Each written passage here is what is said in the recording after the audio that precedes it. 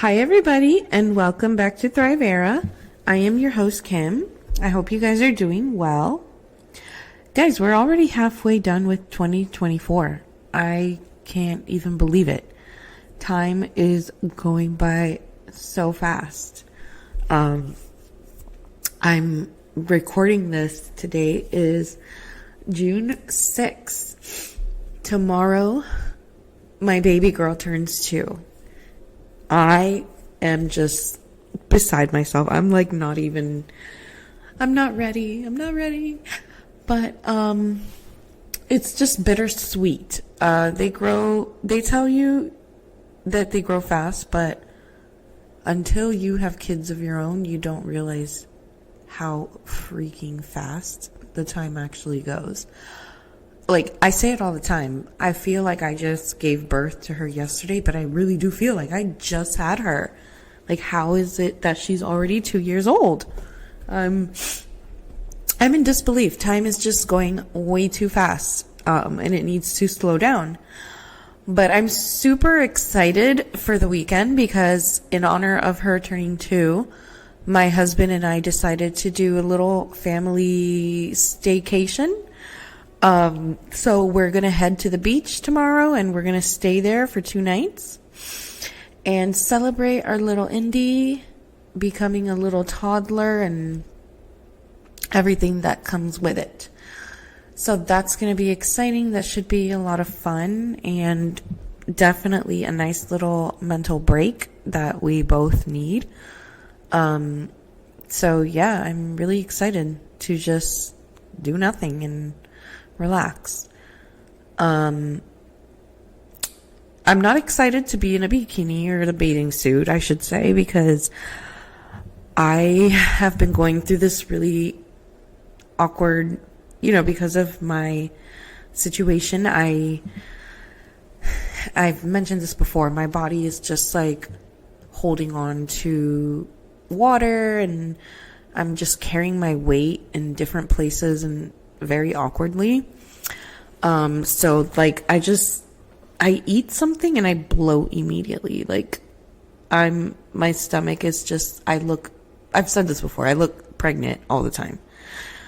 Constantly pregnant, and I've also gained a little bit of weight, because I haven't been able to I normally try to walk a minimum of a mile every single day.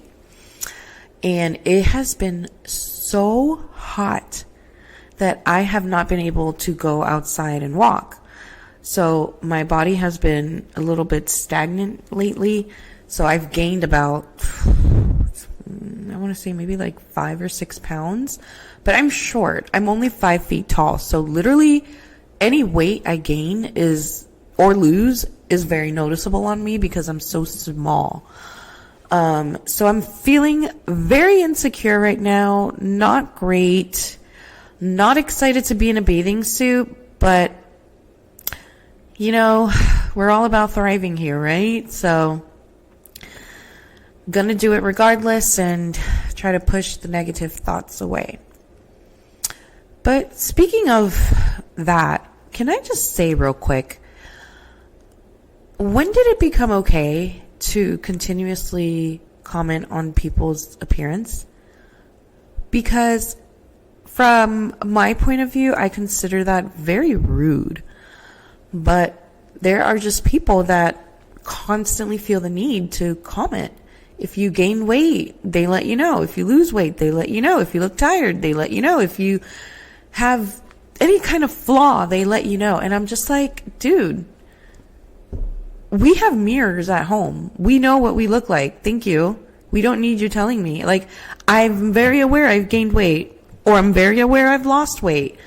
I'm going through a very difficult, trying time in my life right now. I don't need people constantly telling me, oh, Kim, you've gained weight. Oh, Kim, you've lost a lot of weight. Oh, Kim, you look really tired. Oh, Kim, your skin is so dark. Like, I don't need that. I'm very aware. I'm hyper fixated on my appearance because I'm so insecure on what I look like because my body just changed so dramatically. So that's a whole other battle I'm working on. But in the meantime, guys, everybody out there, please stop commenting on people's appearance, especially now that it's summertime.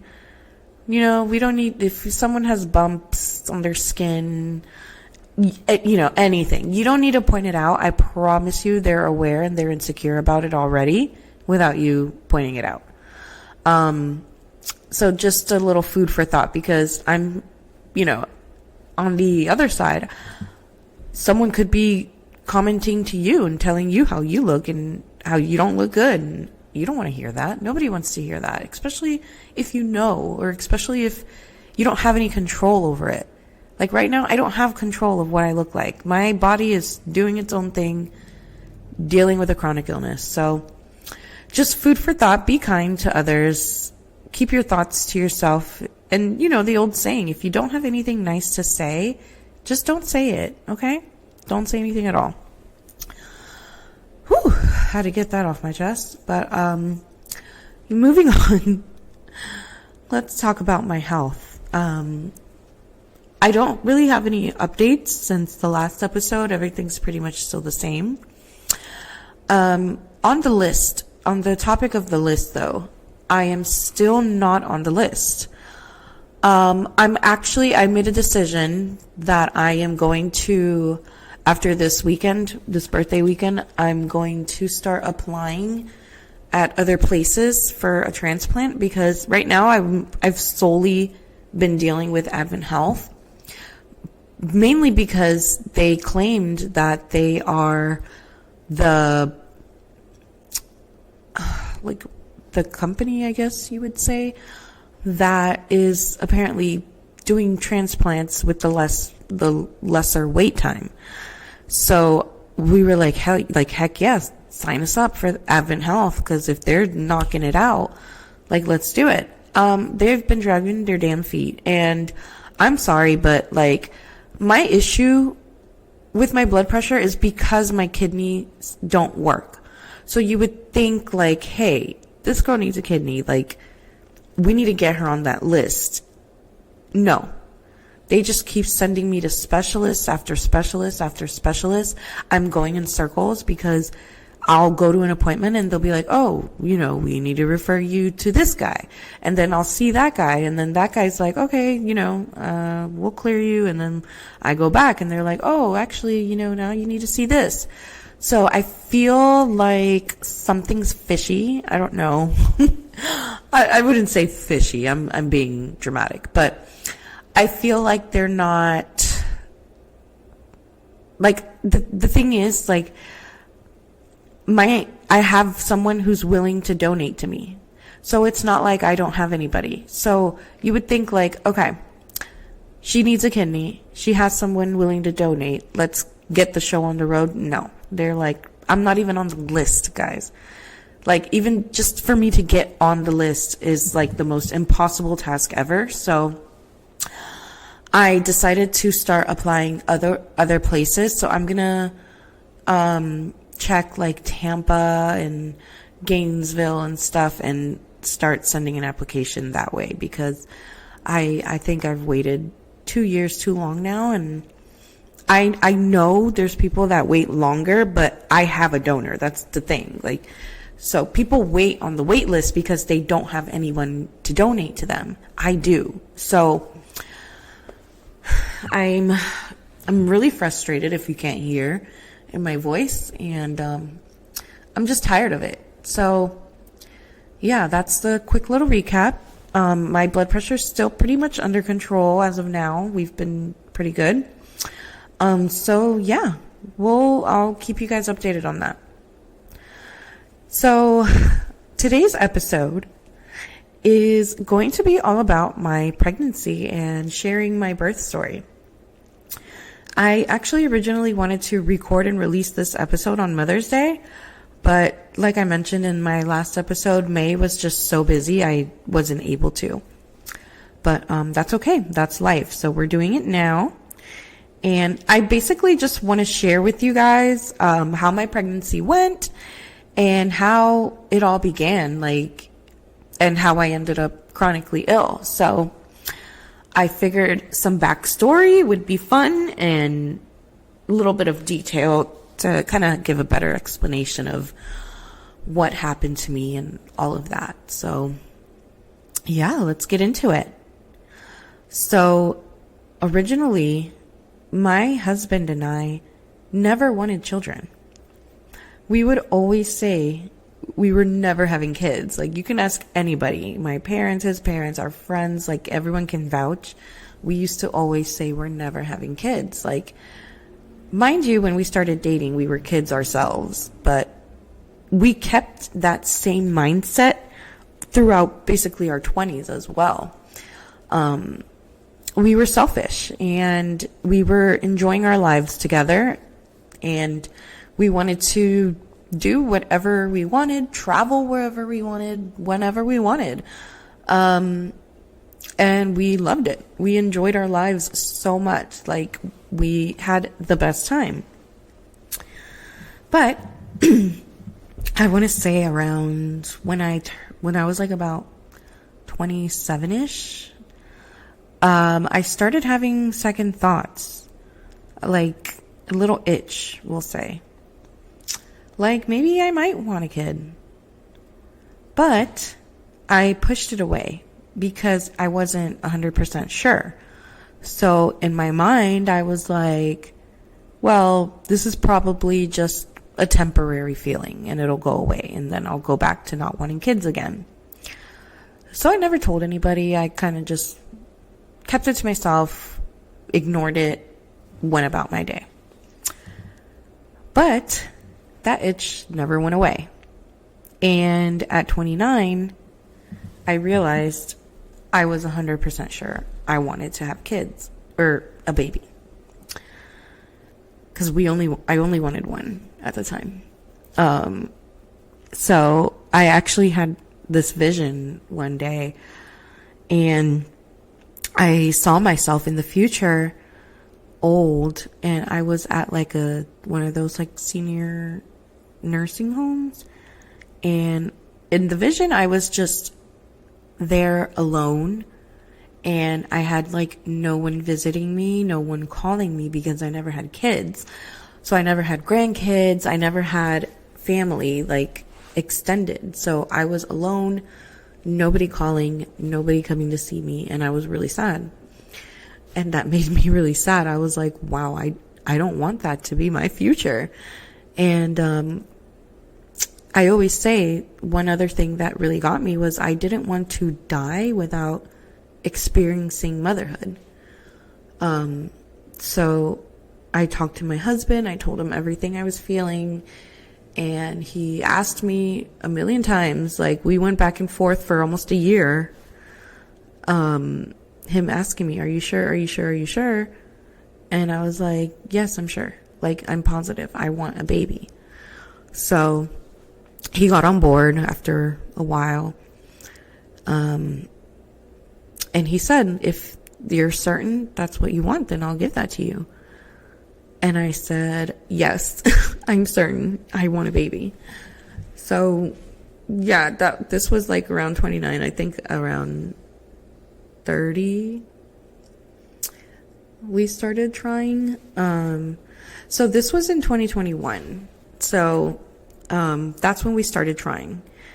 And we only were trying for like about a month, but then something really bad happened. That August of 2021, I almost died. And it was very scary. And I want to actually use this as a moment to give a PSA out there for my ladies. Take care of your area down there, because in August, I got a UTI, and that UTI was so bad that I ended up in the ER because I waited too long. So basically, I noticed a little bit of pain while I was peeing. I want to say it was like a Sunday night, and it was very minimal. And I was like, oh no, I think I have a UTI. And this was like Sunday night at home. and I had a little tiny bit of like a burning sensation, whatever. So the next day, Monday, I'm at work, and I noticed throughout the day my pain is getting worse and worse and worse. And I told my manager at the time, I was like, because she noticed, she's like, are you okay? And I was like, I don't know why I'm in so much pain. I was like, I can tell I have a UTI. She's like, you need to go to the doctor. And I was like, okay. So I called my doctor, and I was like, hey, I'm pretty sure I have a UTI. Can I like get some antibiotics or get an appointment or something? And they're like, oh, well, in order for us to prescribe you anything, we need to confirm the UTI. And I was like, okay. She's like, so we need you to come in and pee. And I was like, okay, well, I can go, like, let me know. They're like, oh, we have to make an appointment. And I was like, okay, when will that be? And it was like 2 days later. I'm like in major pain now. I don't have 2 days. And they're like, oh, sorry, blah, blah, blah. So I was like, whatever, like, put me down for the appointment. So then that night, I'm at home. I am in excruciating pain. Like, guys, I'm telling you, I was in bed. I came home from work. I went straight to bed because I felt terrible. And by the time I got out of bed, I was legit crawling. Like, I was in so much pain. I could barely walk. So I told my husband, what's going on? And he's like, okay, do you want me to take you to the hospital? And I was like, I don't know. I think I'm gonna wait it out and see. I don't know why. So then the next morning, I was in the same amount of pain because I thought maybe the pain would like get better, but it didn't. It got worse. So Tuesday morning, I had to call out of work and went straight to the ER. And the doctor at the ER, they took my pee. They confirmed, obviously, I had a UTI, and the doctor basically ripped me a new one, and he's like, if you would have waited one more day, you probably would have died. And he's like, this infection got so bad, so fast, that it is now in your bloodstream and you are septic. And I was like, what? Like, I don't even know what that means. And he's like, septic, it means you're on the verge of dying. And I was like, holy shit, like, what? So I was in the hospital for about a week treating that. And finally I got better to the point where I was able to go home. And I remember I had to go home with like this, it was like an IV in my arm, but it was like a sturdy one that's meant to last like a long time. Cause I had to keep administering this, antibiotic for another week after I got sent home at home. Like, I even had to go into a clinic and learn, like, take like a little mini class on how to administer the antibiotic and stuff. So I had to do that for like an additional week after I got discharged. And then I had to go back in and get that taken out or whatever. So that happened. So ladies, moral of the story is don't wait, number one. And number two, make sure you are wiping front to back. You already know all this. Wash yourselves.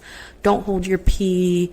You know, go pee after you do the deed. All these tips. You guys are very aware. You're all adults, you know. But I just have to say, just make sure. Don't wait. Because you could end up like that, which I wasn't even aware that could happen from a UTI, but yeah, that was a really bad time. So anyways, that was August. So basically all of August I was out of commission. And then in September, my husband and I had a big trip. We went on a trip to Arizona and like road tripped around. So we didn't want to start trying again because we didn't want to get pregnant and have to like ruin the trip or whatever. So, fast forward to October and we go to Boston because we go up there to celebrate. My best friend turned 30 years old. So we went up there to celebrate her. And that weekend, after a fun night out, I remember I told my husband, I was like, cause he came with me, and I was like, you are putting a baby in me this weekend. And, literally. And that happened, in Boston. And then fast forward to Halloween weekend. So Halloween weekend, Halloween was on a Sunday, and a group of us, so it was me, my 2 girlfriends, and our husbands, the 6 of us, we decided, hey, why not just go celebrate Halloween in St. Augustine? So that Saturday, we only stayed for a night. We went up there Saturday during the day, and we stayed Saturday night, partied, and then came home Sunday. So I remember that Friday, the Friday before we left, I was telling my husband, I was like, oh my gosh, because by then my period was maybe like 2 days late, which wasn't anything crazy for me. So I was like, should I take a test? And he's like, nah, like this happens to you, often. Like it's not rare that your period is a couple of days late. And I was like, yeah, but I remember telling him, I was like, yeah, I don't know, but this kind of feels different. And he's like, yeah, I think you're fine. So I was like, yeah, you're probably right. Cause that would always happen to me. Like my period would be like 2 or 3 days late. I panic, take a test, and then it comes right after I take a test. So I was like, you know what? It's probably going to happen like it normally does. So I ignored it, and we went to St. Augustine. So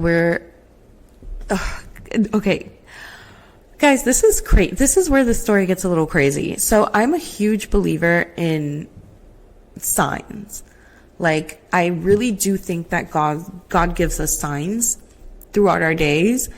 And not everything is a coincidence.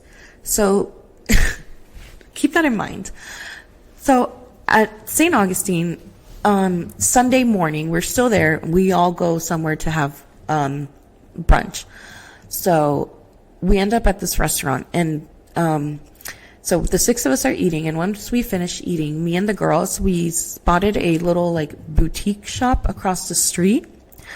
So the girls and I went to check it out while the guys stayed behind to pay. So we left. We go to the boutique, and we agreed we'd meet back up at a brewery that was like a few blocks away, so we would just walk there. So we're at the brewery, the guys are checking out. So we meet up at the brewery, and my husband is like, so this restaurant that we were just at, when you pay your tab, they bring it to you in a book. And it's like any book, like just a random book. Everyone got a different book. And I was like, oh, okay, that's cool. And he's like, do you want to know what my book was? And I was like, yeah, what was it? And he goes, the book that my tab came in said, the title was, Dude, You're Gonna Be a Dad. And guys, when I tell you, my stomach dropped when he told me that. So when he told me that, I was holding a beer. Like I was drinking a beer. I literally put the beer down and I didn't touch it for the rest of the time there. I think my friends were asking, they were like, why aren't you drinking that? And I think I just lied and said I didn't like it. Cause I didn't want to be like, I think I'm pregnant, guys. So if that is not a sign of all signs, I don't know what to tell you, but literally when he told me that, I got goosebumps, and I was like, right then and there, I knew. Without even taking a test, I was like, oh my God, I'm pregnant. So like I said, I put the beer down, and then everyone finished their drinks, blah, blah, blah. We all head home. So we come home, and I'm literally in my head like anxious as hell because I know I'm coming home to take a test. So I go straight to the bathroom, and I take a test, and I'm waiting and waiting and waiting, and I see the 2 lines. And I literally just dropped to my knees, and I just start crying because I got such a like rush of emotions because it just didn't feel real. I was like, oh my gosh, like it's happening. So I literally run across the house because my husband was using our other bathroom, and I'm crying, and he's looking at me like I'm crazy. He's like, what's wrong? And I pull out the test, and I just hold it in front of him. And he was like, "Are you serious?" And I was like, and I just nodded my head. I couldn't even talk. And yeah, we both kind of started crying, and it was just like a mix of emotions, because it was like we knew right away like our lives were going to change forever. And yeah, and it's such a funny memory to think back on. So that was Sunday. Monday morning, I call my gyno, and I tell him, hey, I took, because by then I had already taken like 3 other tests. And I was like, I've taken like 4 pregnancy tests. They're all positive. I just want to make an appointment to confirm the pregnancy. So I make an appointment, and then the day of the appointment comes, and they do the ultrasound, and we see little baby in the belly. Oh my gosh. I'm going to cry thinking about that day. Just like seeing her for the first time. Yeah, that tiny little dot, and she was literally the size of a sesame seed when we saw her for the first time. And that was like an emotional ultrasound. I think we both cried for that one too. And it was just crazy, like just seeing it. And, we were both terrified at the same time, but I had prayed to God saying, God, if I'm meant to be a mom, please let me get pregnant. And there she was in my belly. My little miracle answered. And guys, the crazy thing is, like, from the moment I saw her that day, I knew it was a girl. Like, I just had this feeling in my heart and soul that it was a girl. And I would tell Javi all the time, I'm like, it's a girl. I can feel it. It's like, it's a girl. And he's like, no, we're going to have a boy. We're going to have a boy. I'm like, you could say that all you want, but I'm telling you right now, it's a girl. And then we did our gender reveal, and that was really special because it was just us. We didn't want to do like a whole thing. We wanted to just do it together in private, because like it felt very like an intimate thing. Like, it's our baby. Like, so it wanted to be like our moment. And that was another emotional thing. It's like awesome thinking back to all these little things. But I have to say my pregnancy overall was really good. I'm so sorry for the dinging for the messages. I record this on my Mac laptop, and I don't know how to turn it off. Maybe if I lower the volume for the dinging, if I mute it, let's try that. Okay. Sorry about that, guys. I know that's annoying. I'm learning as I go. I'm so not techie, so please forgive me, but I just muted it, so hopefully it won't keep going off. But anyways, yes. So back to my pregnancy. Overall, I would say I had a really good pregnancy. The first trimester, I experienced a lot of nausea, but I never threw up. I was just always nauseous. And I was extremely tired. Like, I could fall asleep anywhere, like literally anywhere. I could pass out. But other than that, I really cannot complain. I loved being pregnant. I didn't have any intense cravings either. I craved Coke Slurpees a lot. I wanted those all the time, and Chick-fil-A. But those were like the 2 things I always wanted, but I never craved anything weird. And I can honestly say I enjoyed my pregnancy until I hit 33 weeks. I will never forget, at one of my follow-up appointments, they would take my blood pressure every appointment because I already had high blood pressure to begin with. So I had a high-risk pregnancy. So they monitored me very closely to make sure it didn't go above a specific threshold, which I don't remember what the number was. So I couldn't tell you. But yeah, so I'll never forget. I had my 33-week follow-up, and they took my blood pressure, and every time they took it, I always secretly prayed that it wouldn't be high, that it would be normal, and I'd be in the clear. So that day when the cuff emptied out, that is when my worst nightmare began. It was high, too high, and the doctor immediately said, you need to go home, pack your bags, and go straight to the hospital. He's like, I'm admitting you. And I was like, damn it. I was hoping I would make it longer because I was almost guaranteed to develop preeclampsia because of my prior blood pressure issues. But I was hoping, maybe I'd be lucky and I wouldn't be a statistic, but nope. I did develop it, unfortunately, and so it all went downhill from there. So I remember that was the one appointment my husband wasn't able to make it to because he had something going on at work that he couldn't miss. So I remember calling him and being like, babe, and I'm like crying, sobbing on the phone. I'm like, I have to pack a bag and go to the hospital. They're admitting me. And he's like trying to calm me down because, I'm pregnant, crying, driving. He's like, calm down, like, don't speed, blah, blah, blah. So we go home, pack a bag, and rush to the hospital. And I get admitted. And I'm basically put on bed rest. And I'm being, like, very closely monitored. Like, they take my blood pressure, like, every, like, half hour or something. I don't remember. So once I was on bed rest, though, my blood pressure went down. So the doctors were like, you know what? Your blood pressure is cooperating while you're here in bed rest. Let's, because they were ready to induce me at 34 weeks to give birth. And I was devastated because if towards the end of the pregnancy, those last weeks are like important for the baby's development.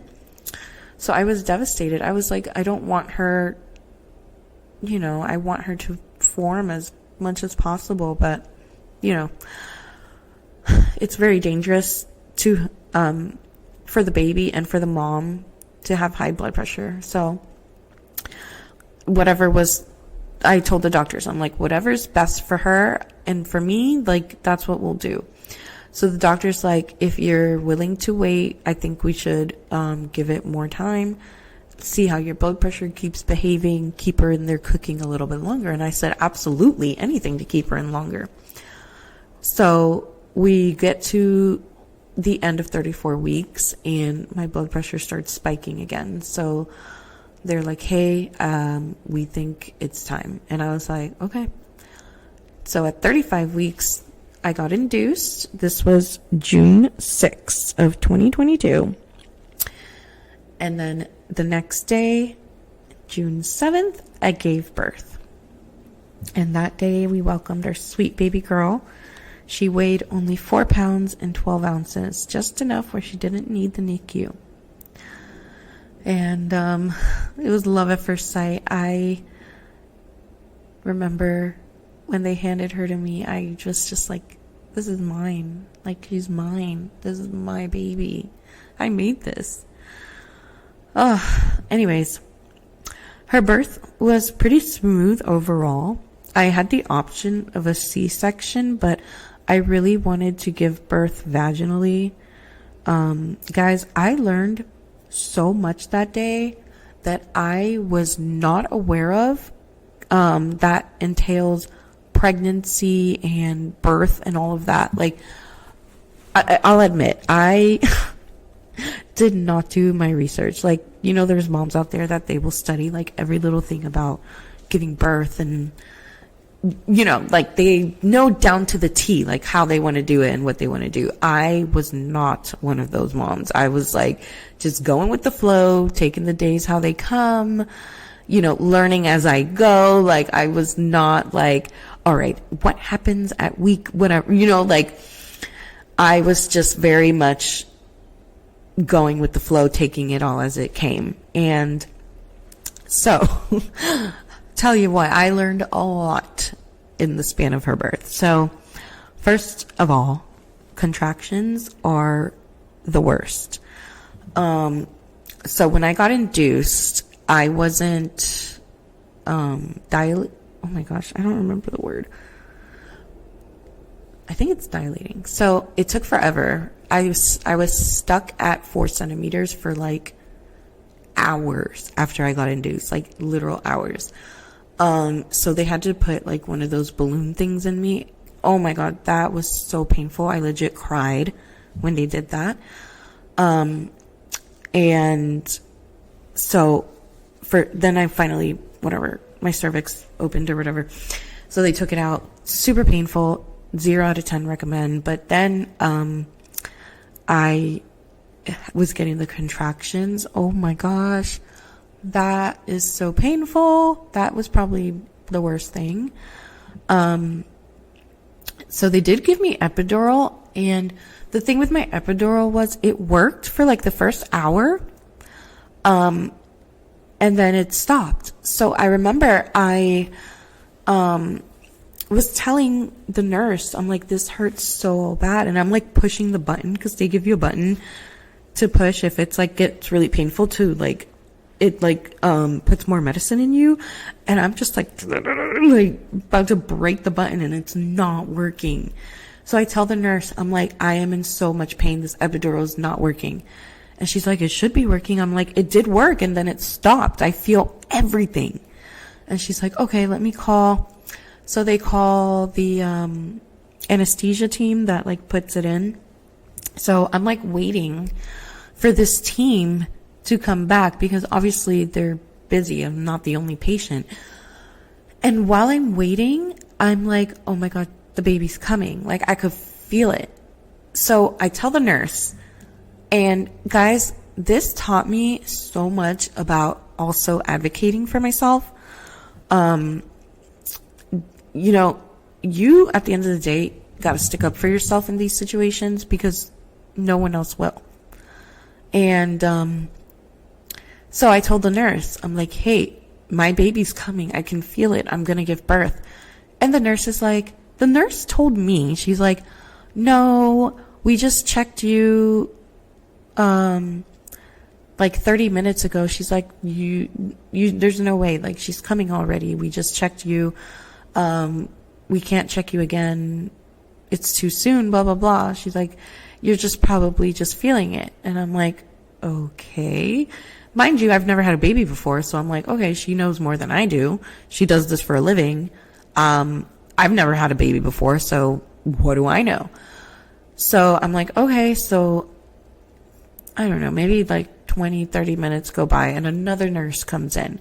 So I tell her, I'm like, hey, I'm so sorry, but I'm about to give birth. I think I'm going to give birth. And she's like, okay. And she listened to me. This nurse was like listening to me. She's like, okay, whatever you say, like, let's check. So she checks, and she's like, oh, yep, you're ready. This baby's coming right now. And I was like, I freaking knew it. And I was like, I told the other nurse, and she told me I was wrong. And she's like, oh, she's new, blah, blah, blah. And I was like, oh my God. So like, listen to your body. Guys, your body, for my first time mommies out there, your body will tell you when it's ready. You will feel it. So listen to your body, and it'll tell you if it's not ready. So if you're telling a nurse something and they're not listening, find another nurse, because that's what I had to do. Find someone that's going to listen to you. So because this nurse listened to me, I was able to start pushing right away.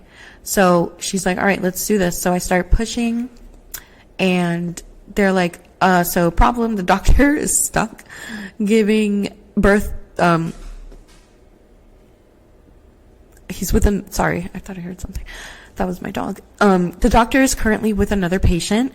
We're going to have to wait for him, but we paged him, and he's going to come as soon as he's done.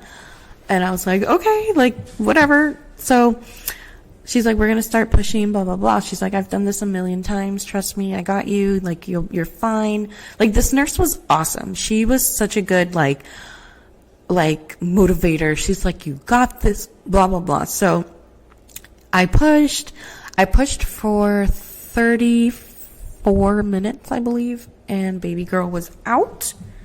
And, yeah. So she came to the world, like I said earlier, at 4 pounds, 12 ounces. And, I believe she was 18 inches, which I feel like was pretty long for a little baby, little 35-week baby. And she was just heavy enough where she didn't need to go to the NICU, because that's one thing we were like worried about. And she just like barely made it by ounces, where they're like, nope, she's good, like weight wise.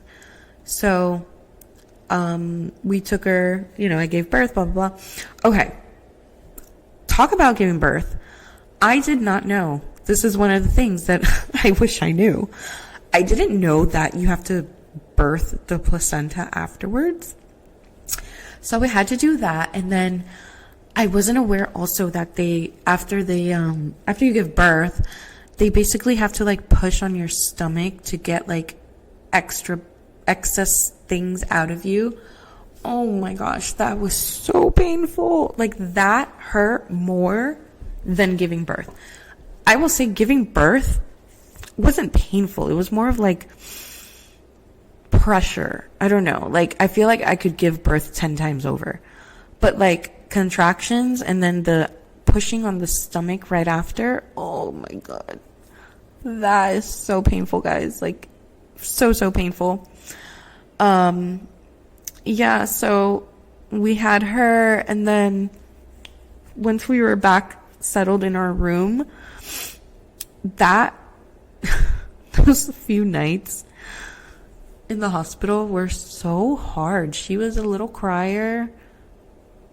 And honestly though, I think the hardest part for us was because she was born so little, we had to force feed her to catch up.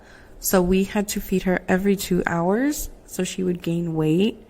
Because, babies, after they're born, they tend to lose some weight. So she went down, guys, to like 3 pounds or something. And we had to force feed her every 2 hours to get her to gain some weight because she was so underweight at one point. And my husband and we did everything we had to do around the clock for her. And I will say, for like the first month of Layla's life, I didn't change one diaper. Javi was the most amazing, hands-on, father ever. I don't think I can ever complain, and I never will. He was so good. And he was on it. Like, he was never one of those, oh, you're the woman, you handle it type of thing. He was just, on it.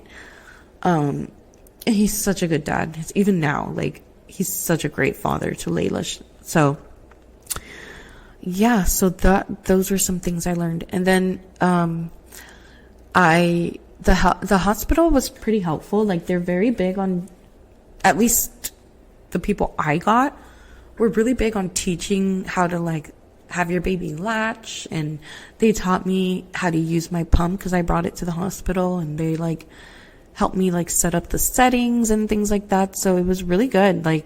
It was a good experience, help wise. But then baby girl, while we were there, the day we're getting discharged, she developed, oh my gosh, what is it called? Jaundice.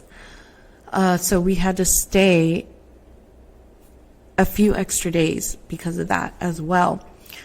So I was in the hospital literally for I think 14 days straight, from 33 weeks past I don't even know. I was there from end of May, early June through early June. So I was there for a long time, but finally we went home and brought her home, and it's been a wild and amazing ride. So we come home, and normally with preeclampsia, what happens is it goes away after you give birth. That's normally how it goes. But since I already had blood pressure issues prior, my preeclampsia did not get better. It got worse. And because it got so bad and it did not go down, it ended up causing kidney failure. And so I started feeling the symptoms of kidney failure. I gave birth in June. I want to say I started feeling symptoms maybe like in July. I was not getting better. I was really swollen, like super swollen. Like my feet and legs were like ginormous, and my face was swollen, and I just didn't feel good. So I went to the doctor, and that's when they told me, they're like, yeah, it looks like your kidneys are failing. And I was like, oh, okay. So they're like trying their best to control my blood pressure, because they're like, oh, if we can get the blood pressure down, then we can hopefully save your kidneys and avoid having to put you on dialysis. And I was like, okay. So they're trying and trying and trying. Then, guys, in early August, I always joke around is a cursed month for me, because something always happens to me in August and I end up in the hospital. So this August, this was 2022, my husband and I, for his birthday, go to a Bad Bunny concert. It was really last minute. I literally bought the tickets the day of. And we were like, I was like really hesitant at first, because like Layla was only about 2 months old. I'm like, I had a lot of anxiety about leaving her anywhere. So we were like, you know what? It's one night. We deserve it, blah, blah, blah. So we drop her off at grandma's. This is the first time she goes to grandma's.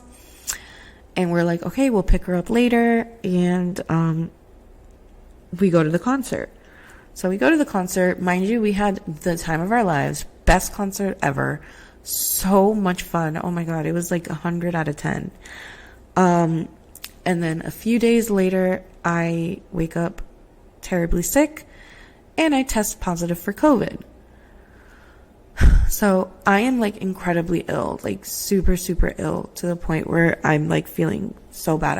I go to the hospital, and they kept me there for 5 days or so. And I was on like really intense, antibiotics and stuff. And it's really hard for me to talk about that time. I think this was probably the most traumatizing thing that might have happened to me ever. And I'm sharing this with the world for the first time.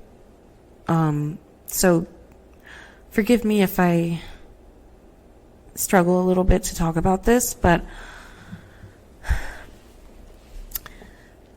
I was in the hospital on really intense antibiotics, and I was on this steroid called dexamethasone, and that was supposed to help me with the COVID. So I was in the hospital for 5 days. I got sent home. I got discharged on a Friday.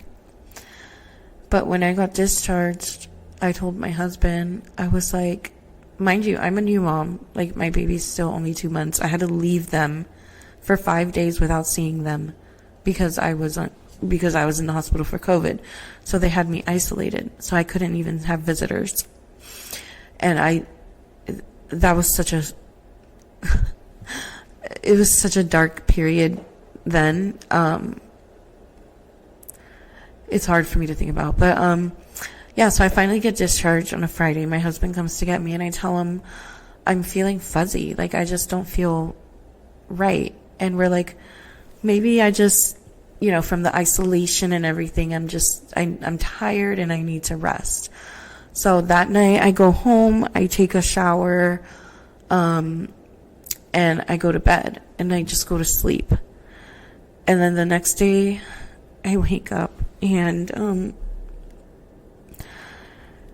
I'm still feeling very fuzzy. So this is Saturday now. And I'll never forget, my friend had texted me a question.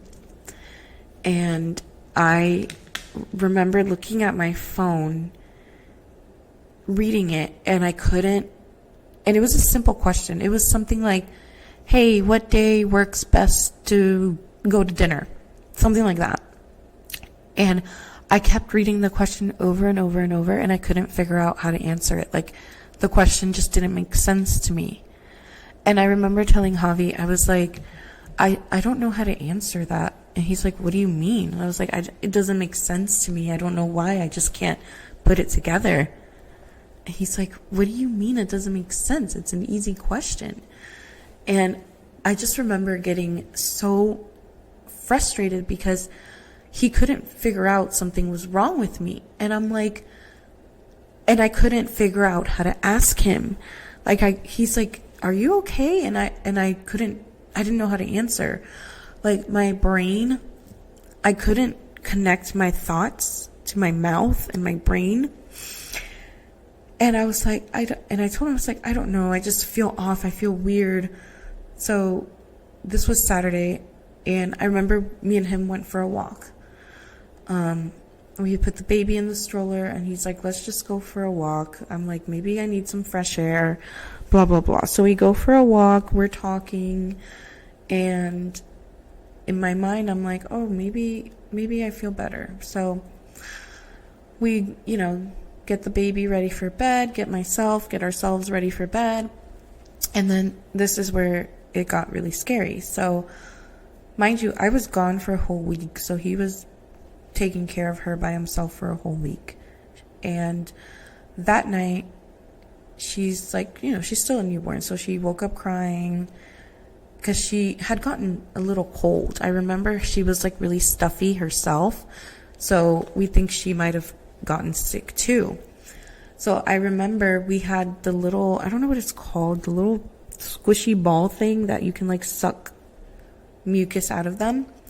So I remember my husband's like, she's crying, and he's like, hey, can you get the baby? Help her. And I was like, what do I do? Like, I literally couldn't figure out what to do. And he's like, you take the thing and you help her. And I'm literally, I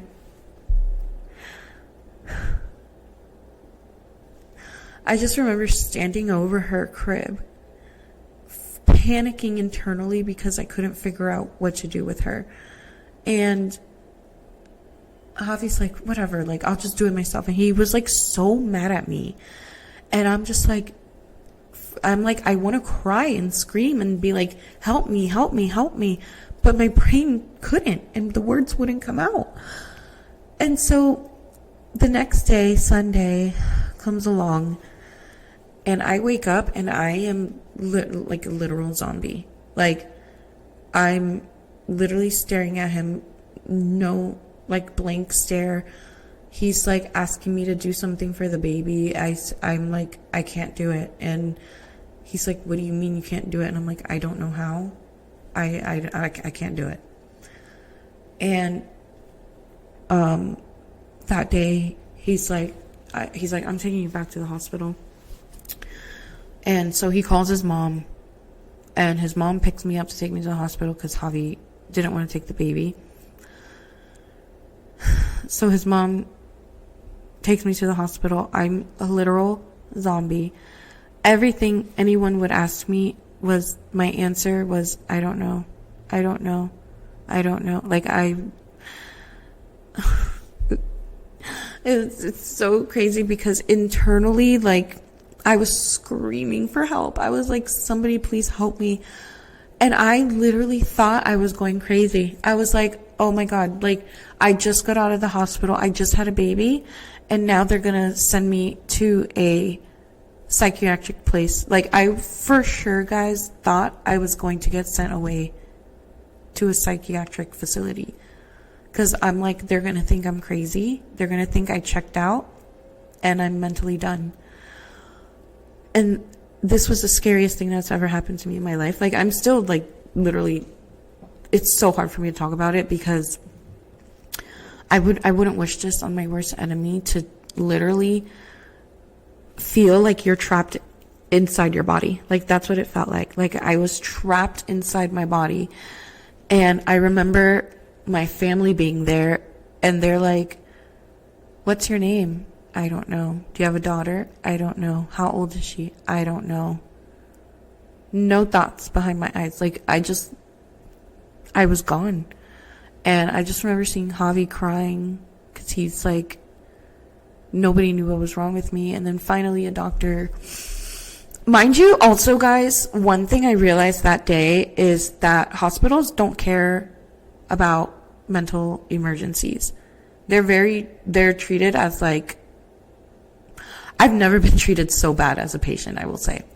Like in the ER, like no one came to see us for hours. I'm not joking. I think we waited 3 hours or so before somebody finally came to see us.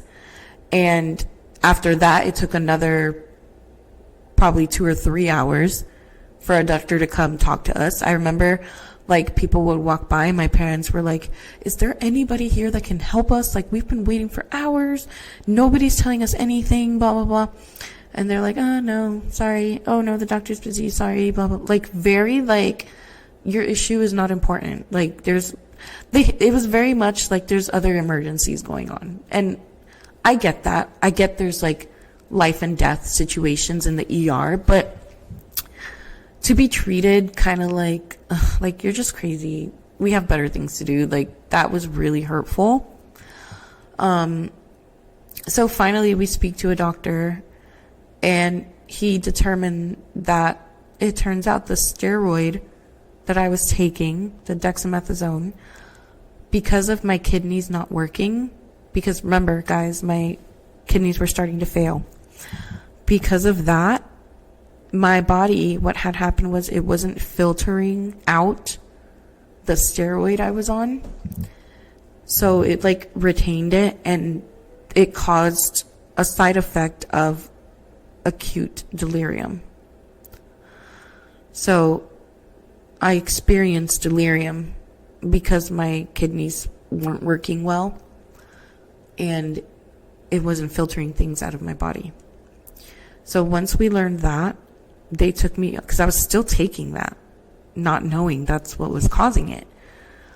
Because I still had to take it for like another 5 days or so per what the prescribed bottle said. And so I was still taking it, and they took me off of it. And they let me just kind of let it flush out of my system for a couple days. And I'll never forget the day I finally snapped out of it.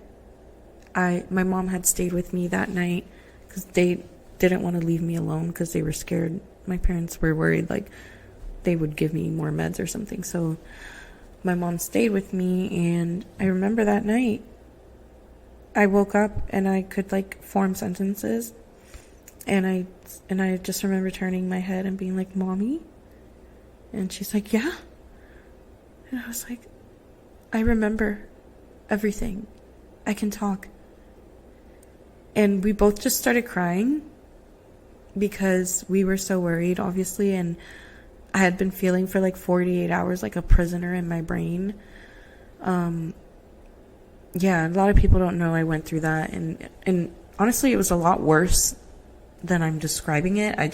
It's really hard to put it into words because I don't know how to describe the feeling of like, the best I can say is just I felt trapped in my brain and I couldn't talk. I basically only could say I don't know. So that was in August. Healed from that, kind of. And then I started feeling worse and worse and worse until finally November, I couldn't take it anymore. I remember I was in the kitchen and I told my husband, I'm like, I'm really sad right now. And he's like, why? And I'm like, because I can feel that I'm dying. I'm like, I feel my body shutting down. I know I'm dying. And he's like, what? And so I talked with my mom that day, and she was the one that's like, you need to go to the hospital. You're going to collapse and you're going to die, and you can't leave your daughter. And that day I packed a bag, went to the ER. The next day I was on dialysis, and it's been this ever since, guys. So that's pretty much the backstory of how it all began, and that was my pregnancy and birth story. I figured it would be an interesting one to share because it provides a lot of back details as well. I'm going to be completely honest with you guys. I am not even sharing. I haven't shared yet the beginning. And I'm talking about how everything actually started, the high blood pressure, all of that. This goes back all the way to my childhood, guys. And I'll unpack that one day. I'm not ready yet. I've been chronically ill since I was 6 years old. So I've been dealing with this my whole life, pretty much. And I will share the story one day, just not today. I have to prepare for that, because it's a lot. It's a lot. I have been through so much that you guys don't even know. And one day I will share. Don't worry. I'm not gonna keep it a secret. I do want to share it. That's the point of the podcast. But that'll be another episode because it's a long story. But thank you guys, as always, so much for listening and for supporting me. I hope you guys enjoyed hearing my story and learning a little bit more about my birth and all of that. And yeah, guys, advocate for yourselves. It's scary out there. And advocate for your children. You are their voice. If you feel something in your gut is not right, speak up for them. Okay? Yeah. I hope you guys have an amazing weekend. I'm going to go and pack now for the beach. Keep thriving, guys. I love you all so much. And again, thank you so much for your continued support. As always, it means the world to me. Follow me on Instagram if you're not. That's at Thrive Era Podcast. And also, I've been meaning to mention this at the end of my podcast, but I keep forgetting. But if you haven't already, please rate it, give it 5 stars, leave a little comment, subscribe. All that stuff helps boost my podcast. So if you're not doing all of that, please do. It'll help me a lot.